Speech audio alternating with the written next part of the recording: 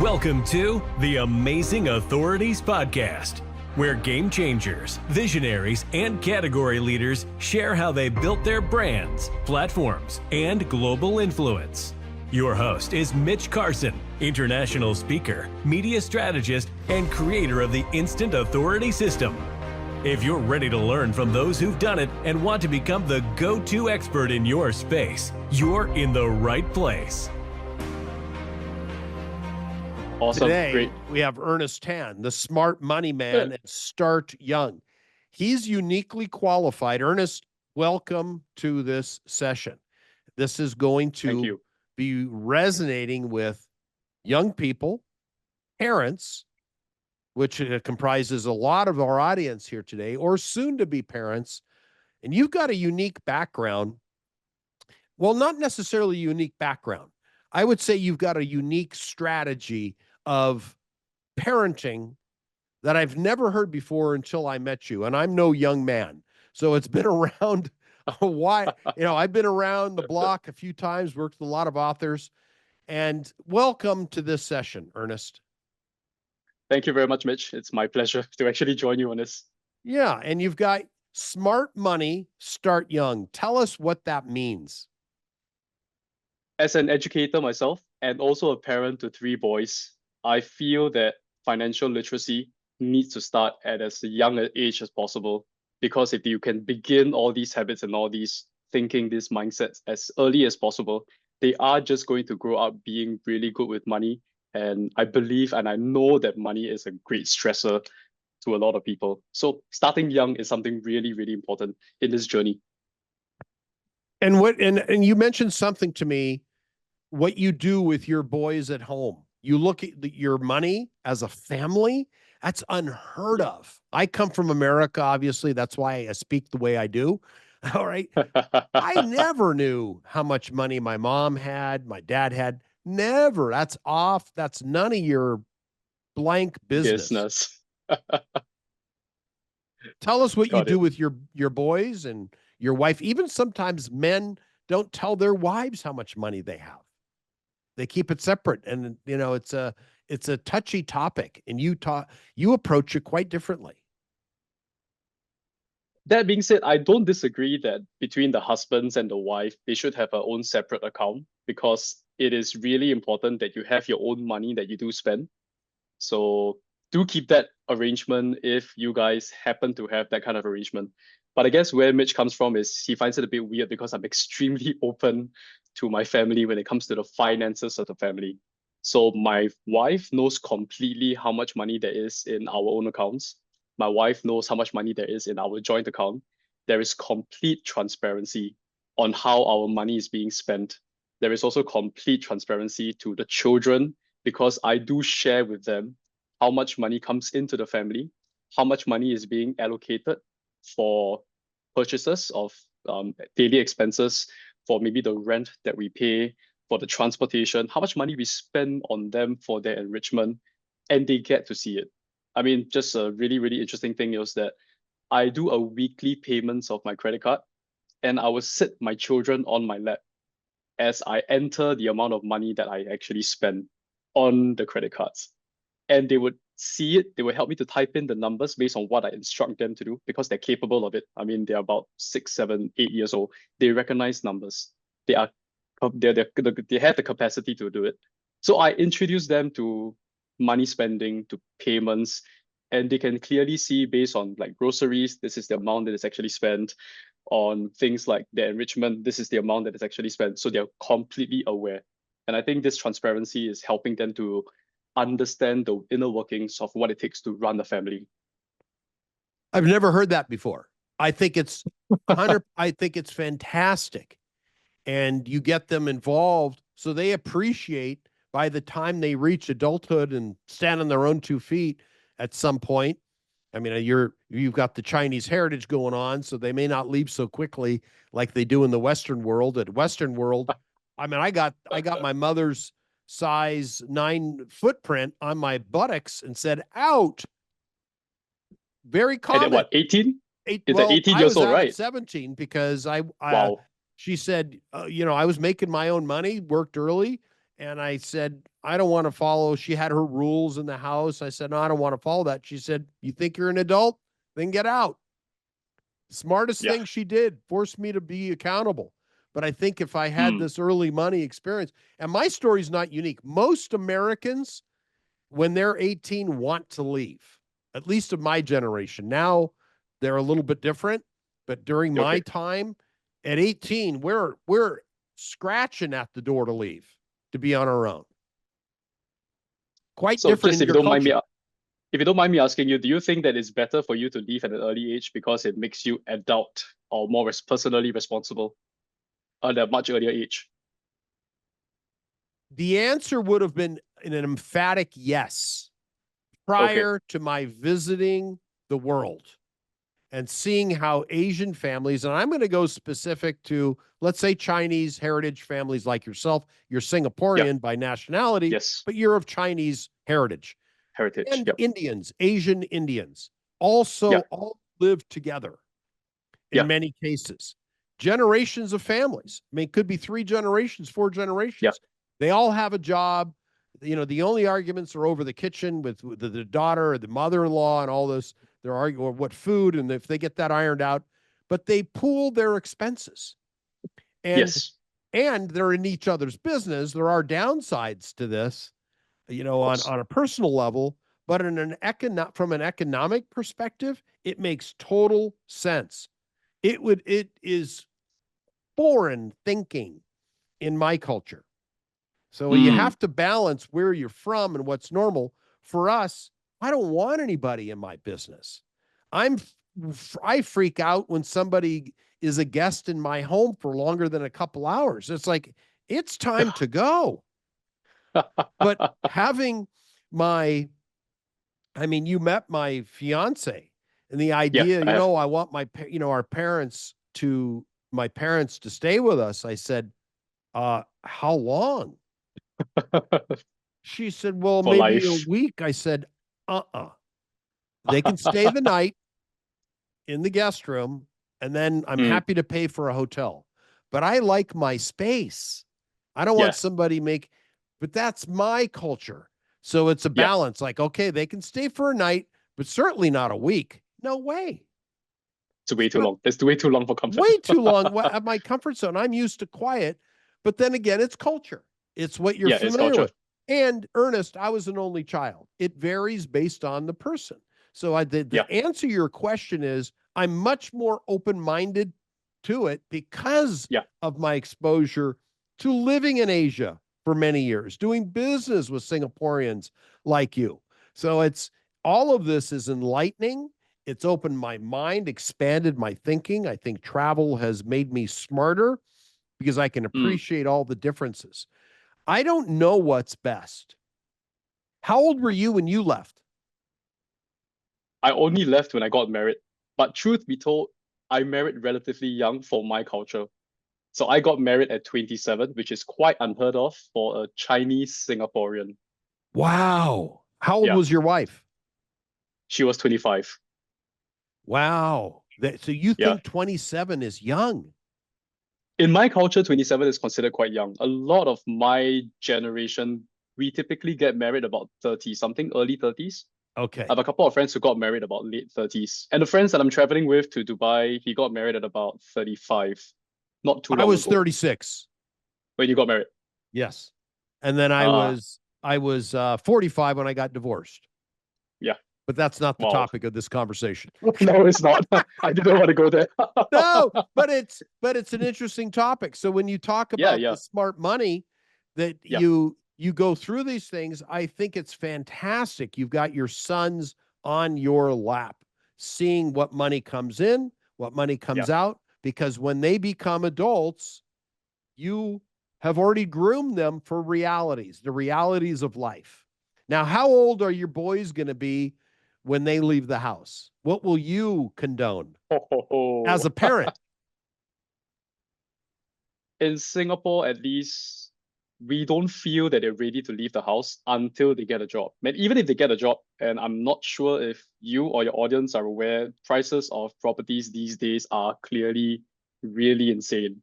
Okay. So It might be about after the time they finish the university. Or I guess in the American language, it is college. College. So Yeah, that's about university. 24.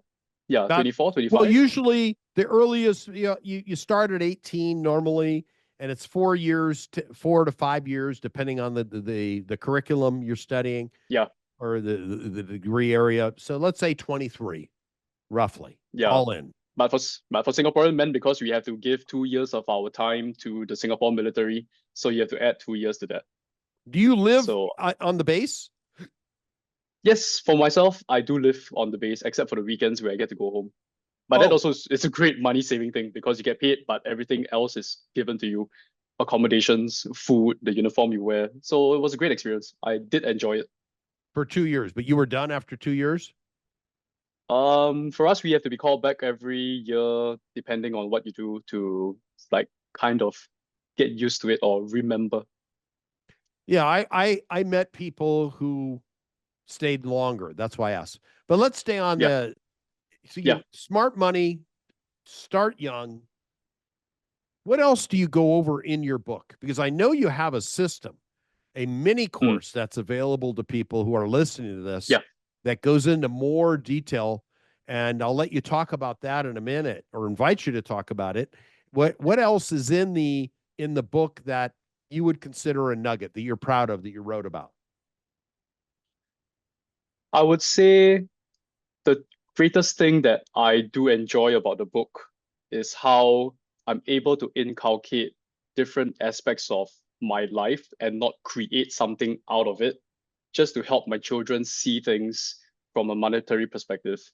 So one thing that my wife and I we do on a typical basis is we do go grocery shopping, and we do it with our children, and we invite them to come on board with us to make decisions about what to purchase.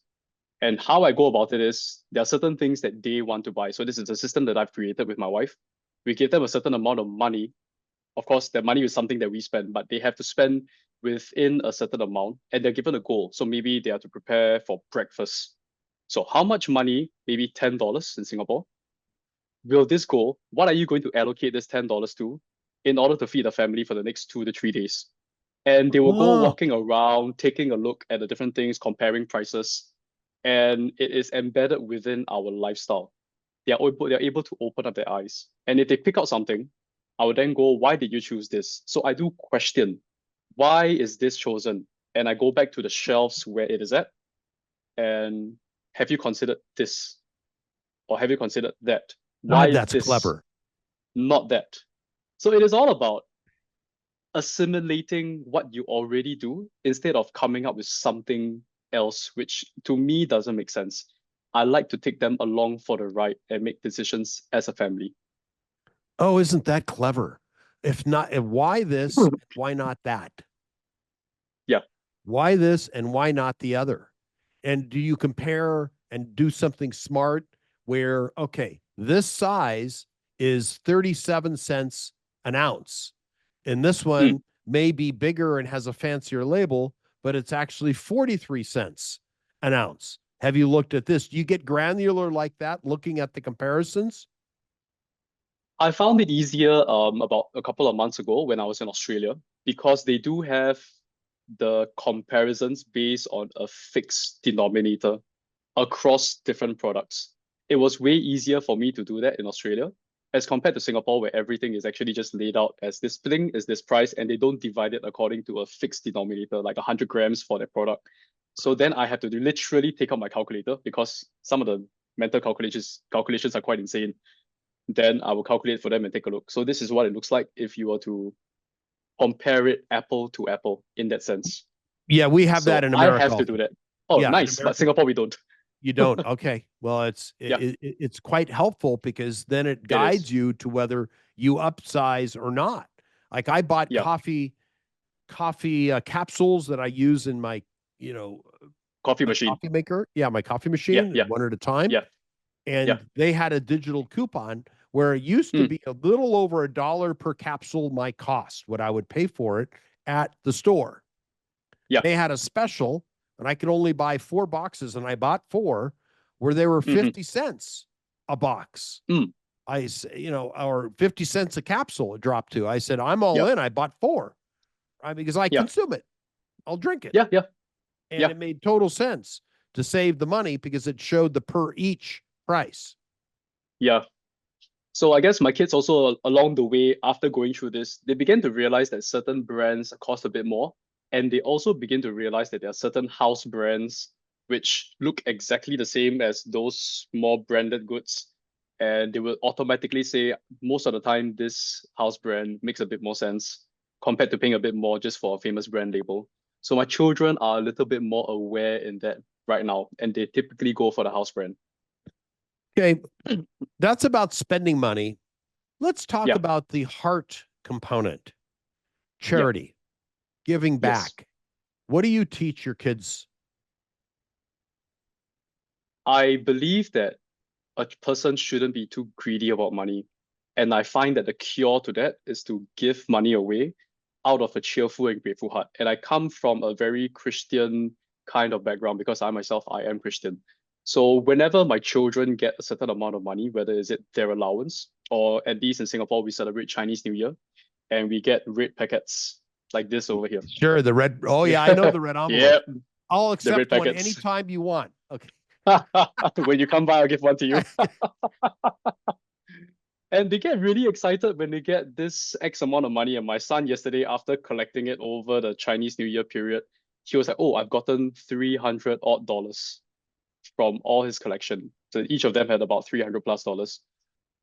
Then I would then encourage them to go, okay, since you have this amount of money, it would be good, it would be nice if you took the money out and allocate a portion of it to charity, to gifting.